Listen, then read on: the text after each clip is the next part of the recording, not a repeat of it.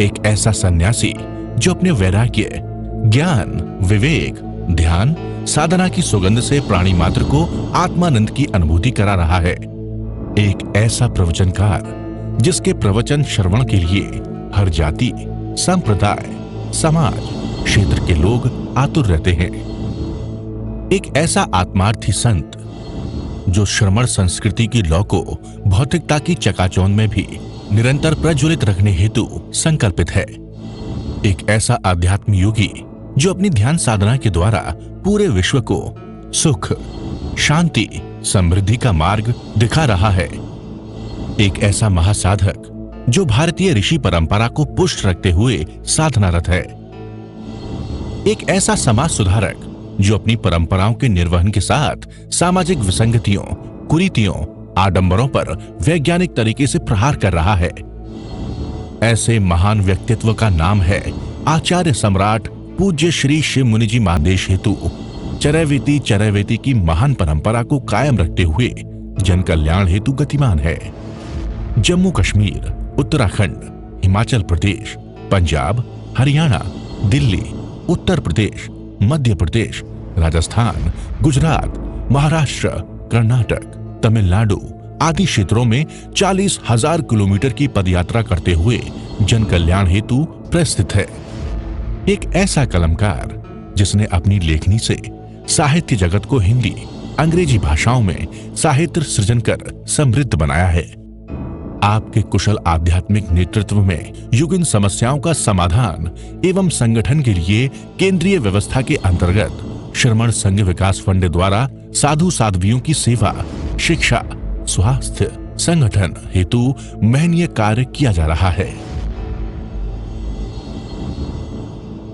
ये अनुपम महापुरुष अपनी ध्यान साधना से, अपने चिंतन से, अपने पुरुषार्थ से संसार को एक नए उजाले की ओर ले जा रहा है।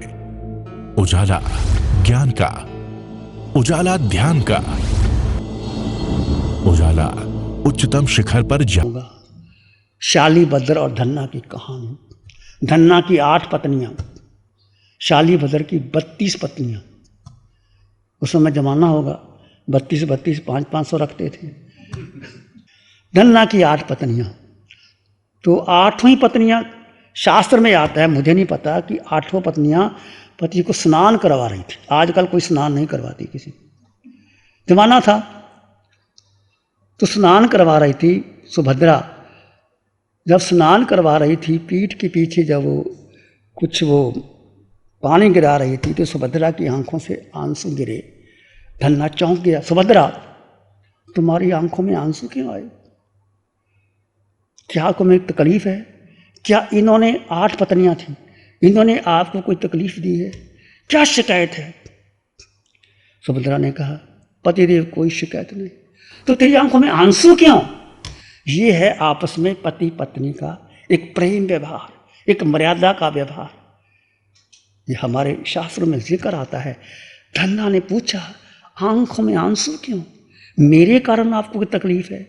इन 7 बहनों की तरफ से आपको कोई तकलीफ है? क्या कारण है?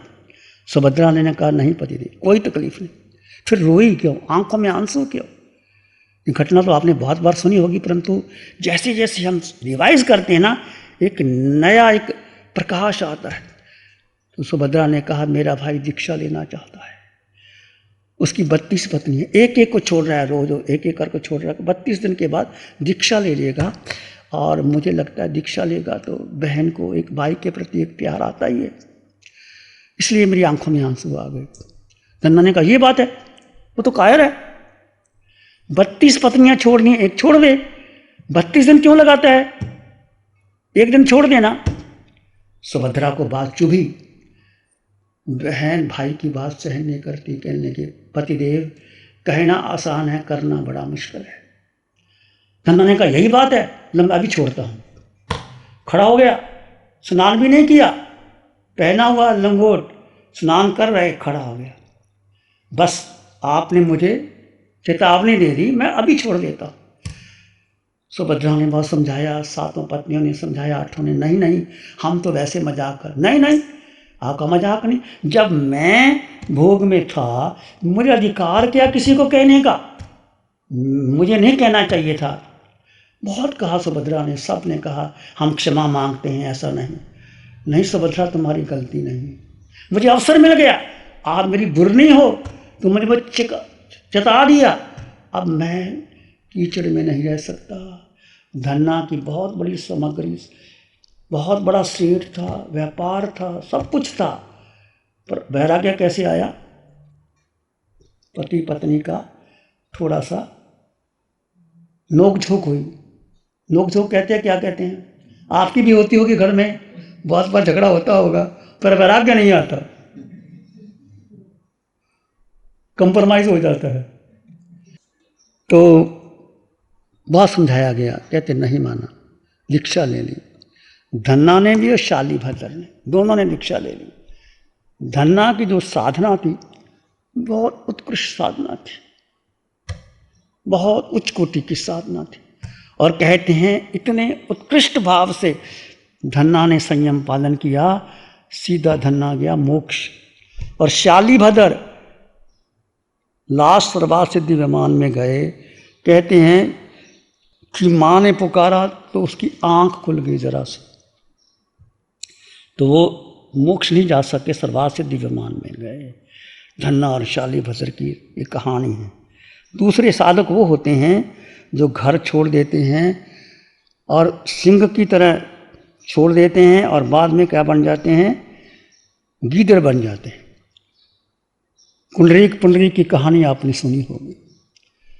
पुंडरीक ने दीक्षा ले ली, बहुत समय संयम, दोनों भाई। पुंडरीक राजा था, पुंडरीक ने दीक्षा ले ली। दीक्षा लेने के बाद घबरा गया संयम से, पीड़ा हुई, दुख हुआ कि मेरा भाई तो राज्य भोग रहा है और मैं कहाँ फंस गया। आया पुंडरीक के पास कि मुझे दीक्षा मैं पालन नहीं कर सकता। भाई ने बहुत समझाया, देखो तुम साधु बन गए हो, अब तुम दीक्षा ही पालो, कैसे हो? कहते नहीं मेरा मुश्किल है। कहते अच्छा ऐसा कर, तुम राज ले लो और मैं दीक्षा ले लेता हूँ। उस समय का जमाना देखो, धर्म पर कितनी आस्था समझो। पुंडरीक ने दीक्षा ले ली थी और पुंडरीक ने फिर उसको राज्य उसको संभाल दिया और आप दीक्षा ले ली। कहते जब उसने राज्य लिया तो इतना भोग में असक्त था कि वो भोजन खा ही नहीं सकता, गृष्ट भोजन, और वो खाने के बाद 3 दिन के राज्य में इतना असक्त हो गया, बीमार हो गया। और उनमें वो 3 दिन में जब साधुपना पाला तो बहुत परीक्षा आया, परंतु उसने समता से सिंह की तरह पालन किया और वो मर करके नरक में गया, साथ हो गया स्वर्ग। 3 दिन के संयम में इतना बड़ा अंतर आ जाता है। तीसरा है साधक जो घर पर छोड़ देते हैं, गिद्ध की तरह वृत्ति होती है और वो सोचा करते हैं कि संयम पथ पर मैं कैसे कठिनाई का पालन करूंगा, परंतु जब कठिनाई आती है तो ऐसे निकल जाते हैं कि जैसे सिंह की तरह लेते हैं, गिद्ध की तरह, और बन जाते हैं सिंह की तरह। मैतारेय मुनि का नाम आता है, बहुत उच्च कोटि के साधक थे और बेले बेले पारना, जब मांस पारना करने एक गृहस्थ के घर में गए और वहाँ सुनार के घर में, और सुनार वो राजा ने कहा होगा वो बीज, जौ के सोने के बीज बना रहा था, और जैसे वो आए मुनि तो ऊपर से पंछी ने वो समझ करके कि ये तो एक जौ का बीज है, वो सोने के जौ खा गया। उधर से मुनि आए और मुनि को जब वो आहार के लेने गए तो देखा सुनार ने कि वो सोने के खा ही नहीं वो, तो सुनार की दृष्टि पड़ी कि ये मुनि ने लिए होंगे। पूछा मुनि को, मुनि मान कर गए। मुनि को पता था कि ये पक्षी ने खाए हैं और मैंने कह दिया तो पक्षी को मार करके वो जौ निकाल लेगा और उसकी मौत हो जाएगी। मुनि मान रहे, बहुत गया तो मैतारेय मुनि को इतना कष्ट दिया गया, उसके यहाँ माथे पर गीली चमड़ी लगा दी गई और भयंकर वेदना सहन करते हुए मैतारेय मुनि सब प्रकार के बाधा करके वो संयम का पालन किया। ऐसे थे मैतारेय मुनि। चौथे प्रकार के साधक होते हैं जो प्रकृति से भी भयशील होते हैं और विघ्न बाधाओं के आने पर भी वो भयशील रहते हैं। गिद्ध की तरह लेना और गिद्ध की तरह छोड़ देना। चार प्रकार का, पहले सिंह की तरह लेना, सिंह की तरह पाल धन्ना मुनि शालीभद्र। दूसरे प्रकार के साधक जो सिंह की तरह लेते हैं फिर वो गिद्ध बन जाते हैं, कुंडली की कहानी है। तीसरे प्रकार के साधक होते हैं जो लेते हैं तो साधारण रूप से, पर परीक्षा आने पर वो इतने मजबूत हो जाते हैं कि उन्होंने मैतारेय मुनि ने अपने जीवन की प्रताड़ना करते हुए बाजू लगा दी और आगे बढ़ गए, पर बताया नहीं कि मैंने नहीं लिए, इस पक्षी ने खाए हैं। इस प्रकार का साधक होते हैं। चौथा सोमाचार्य, उनका नाम था सोमाचार्य, जो गिद्ध की बना बने गिद्ध की दिलिया। 17 प्रकार का असंयम, पृथ्वी आप तेजु वायु वनस्पति बेंद्री तेंद्री चिरेंद्री बचेंद्री, अजीव काया, परीक्षा उपेक्षा प्रमार्जना पैठावनिया, मन वचन काया। 17 प्रकार का असंयम। समय हो गया, बाकी चर्चा फिर करेंगे। प्यारी गुरुवाणी है, बड़ी ही सुहानी है। ध्यान करेंगे, आंखें बंद, मन वचन काया शांत, शरीर शांत, विचार शांत, सृष्टि शांत, वातावरण शांत, हर दिशा हर किनारा शांत शांत शांत। सिर के सिरे से पांव के अंगूठे तक अपने भीतर शुद्ध चेतना का एहसास कीजिए। भीतर का मौन बना रहे, शांत मौन। जड़ जीव का भेद करते हुए मन बुद्धि इंद्रियों के पार जा करके जीव जीव में स्थित रहे। जितना समय आप स्वयं में स्थित रहते हो उतना आपके कर्मों की निर्जरा है।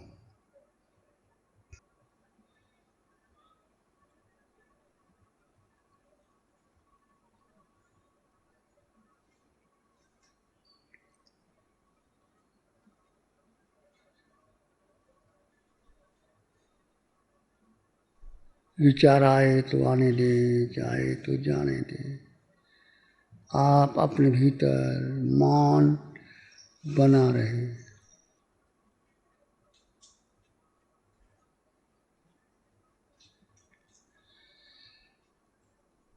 अपने भीतर मंगल का भाव लाएं।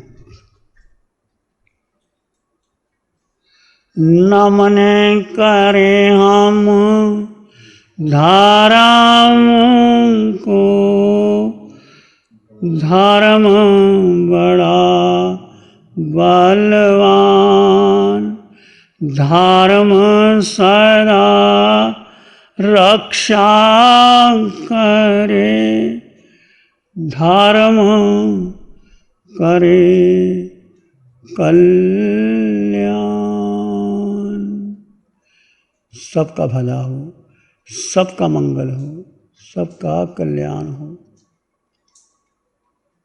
इसमें एक लंबा गहरा सांस लें। अरिहंत परमात्मा के चरणों में अनंत कृतज्ञता ज्ञापित करें। एक और लंबा गहरा सांस। अरिहंत परमात्मा के चरणों में नमन और वंदन। दोनों हाथों को आंखों पे ले जाएं। हल्का सा स्पर्श, धीरे से आंखें खोल सकते हैं। नमो अरिहंतानंग, नमो सिद्धानंग, नमो आयर्यानंग, नमो उवज्झायानंग, नमो लोये सप्साहुनंग, धम्मो मंगल मुखिठम अहिंसा संयमो तवो देवावित्तं नमं संति जस धम्मे श्याम। श्री चत्तारी मंगलम, अरहंता मंगलम, सिद्धा मंगलम, साहु मंगलम, केवली पाणत्तो धम्मो मंगलम। चत्तारी लोगोत्तमा, अरहंता लोगोत्तमा, सिद्धा लोगोत्तमा, साहु लोगोत्तमा, केवली पाणत्तो धम्मो लोगोत्तमा। चत्तारी शरणं पवज्जामि, अरहन्ते शरणं पवज्जामि, सिद्धे शरणं पवज्जामि, साहु शरणं पवज्जामि, केवली पाणत्तं धम्मं शरणं पवज्जामि, चार है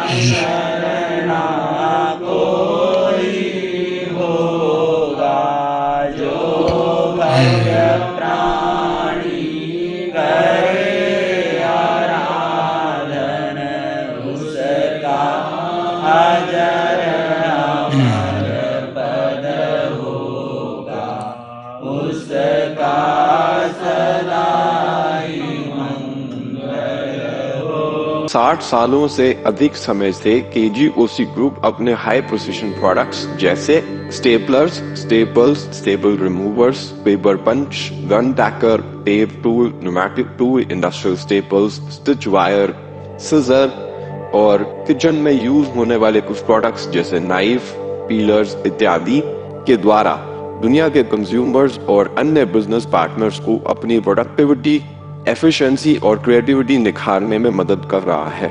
केजीओसी ग्रुप दुनिया के जाने माने लार्जेस्ट मैन्युफैक्चरर्स में से एक है, जो कि अपने 4 ब्रांड्स कोहे, कंगारू, म्यूनिक्स और माइल्स के माध्यम से दुनिया के लगभग हर देश में उपलब्ध है। यह प्रोग्राम केजीओसी के सौजन्य से प्रस्तुत है। गुरु हमको ऐसी कृपा दृष्टि दे।